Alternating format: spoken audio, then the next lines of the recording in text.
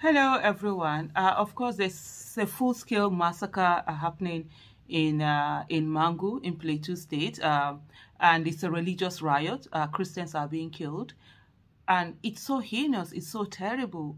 We've had these religious riots, as far as I know, from 1990. I've known of, I think that was the one that happened in Bauchi. There was one that happened in Kano in 1991. I mean, on and on and on. I can tell you a lot of religious riots that have been going on. And it's so crazy, it's so terrible how the Nigerian government up to today has not been able to put a stop to all of these riots. And the reason why there hasn't been a stop being put to all of these riots, because none of these rioters are always prosecuted. None of them is always prosecuted. None of them. None of them is I can't, and these people are known. They are known in the society. They are known in the place. And sometimes, yeah, of course, there are few occasions. There are more occasions of, Muslims killing Christians. There are few occasions of Christians killing Muslims and all of that. For me, as far as I'm concerned, it doesn't bloody care whatever religion you are. If you are a killer, you're a killer, and you must face the full wrath of the law. Whether you're Muslim, you're a Christian, you're a man, you're a woman, you're whatever, that's your freaking business. The issue is that life is sacred, and nobody's life should be taken by people who just wake up and feel that, oh, you don't belong to us, or you don't do whatever, and then they start killing all over the place. It's absolutely terrible. And the thing is going on, we're having a situation whereby almost like we have like serial killers, people that have been killing for decades. 1990 to date, I think that's about 34 years, if I'm not mistaken. 1990, 2000, 2010, 2020, that this year will be 24 years, that people have been killing other people. In short, now some of them have even passed it on to their children to be doing it, and they come out, they are proud, they talk about these things and all of that, and yet government doesn't prosecute them. Nothing is being done, and this whole killing continues. This is crazy. Why should somebody be killed because of their faith? If you don't like, who the hell are you to tell somebody what to believe in and not to believe in? God gave people choices. That's the reason why we are different from other animals. We are human beings. We were given choices. In short, of all the creation of God, it's only human beings that were given choices. Human beings and genes that were given choices. For those who want to go theology, the religious way, those are the two beings. Angels were not even given choices. That's why they have to obey God.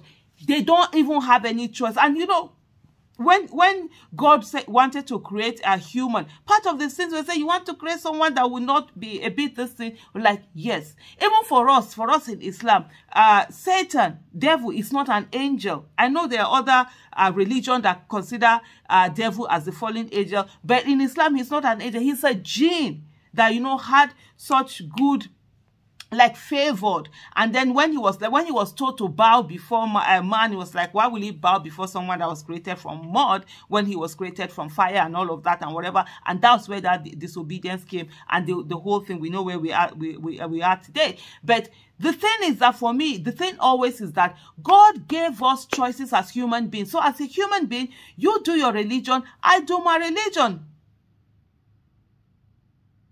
I will never believe that we should believe. You will never believe that we shall believe. And I don't want to believe that we should believe. You also don't want to believe that we shall do. To you is your religion. To me, it's my religion.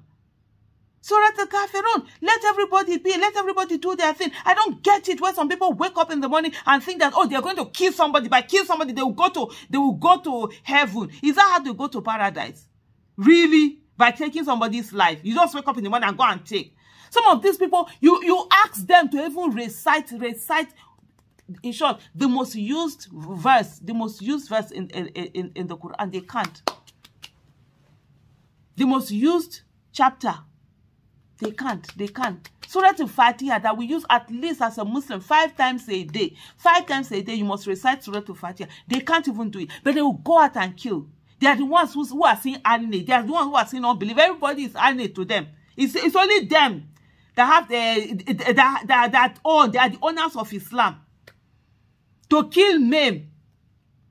The Prophet ﷺ told us to plant trees. How many trees have you planted?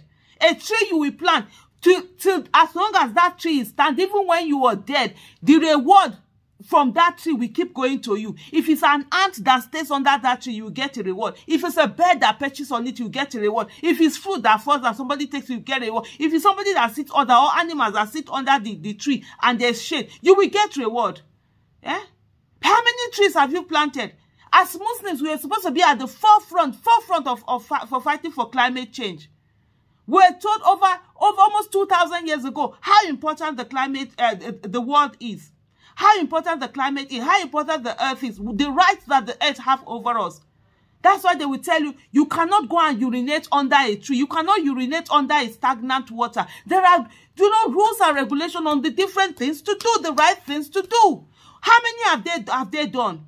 You're supposed to give children good quality education. You're supposed to take care of your child from the moment you give birth to that child to when they become adult and they have a job of their own. For female, till when they get married, you're supposed to take care of them. How many of them are taking care of these children? You throw children on the streets like animals on the street for them to be begging all over. Then when it is time for you to go and kill, they kill for God and they fight for God and leave their fight to God. Yeah? Did God ask anybody to kill for him? He so come and start shouting, Allahu Akbar, Allahu Akbar. But ask the person what's even the meaning of the Allah Akbar. He cannot tell you the meaning of Allah Akbar. We have brainwashed people. I've said this thing before. All of this thing that somebody just carry a microphone and just be twisting and jigging the verses in the Quran and the Hadith anyhow they like. It needs to be so. People need to be checkmate. Before you become a malam or whatever, a pastor or whatever, and you start preaching, you need to go through some stringent measures. You need to be given certificate before you start doing it. Not that anyone will just open mouth and just be saying anything. Somebody will cut half this thing and fly with it. And fly with it without the context, without the whatever it is that happened within that period and all of that. They just fly with it. This bloodthirstiness, this thing to kill, that's what some people think that religion is all about. You enter, it go shock you now. It go shock you now where. That paradise when at they go enter, it go shock. Is it by mother? Who gets into paradise by mother? Islam always talk about don't ever be the transgressor. But the thing it says like when somebody comes at you, when somebody is fighting you, don't run away. Don't turn the other cheek or whatever. No. Fight them back the same way. When it comes to when somebody is harming you. And then they always say when somebody offends you, do exactly what he does. But if you are able to forgive and let go, it's better off for you. But not when somebody is killing you. But this one, you are not the transgressor. You wake up in the morning and start killing people. All in the name of what?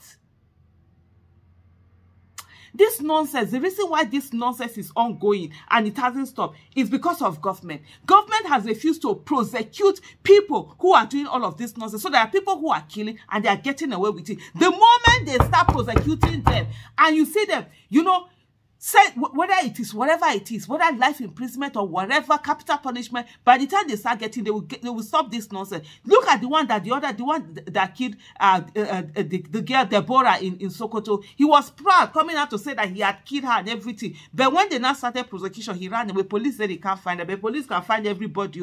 If it's somebody that insults somebody now, they will find that person. But they can't find the one that killed someone. And then the person that killed, how are you proud that you killed someone on behalf of someone you love, but you are not ready to die on behalf of that person you love?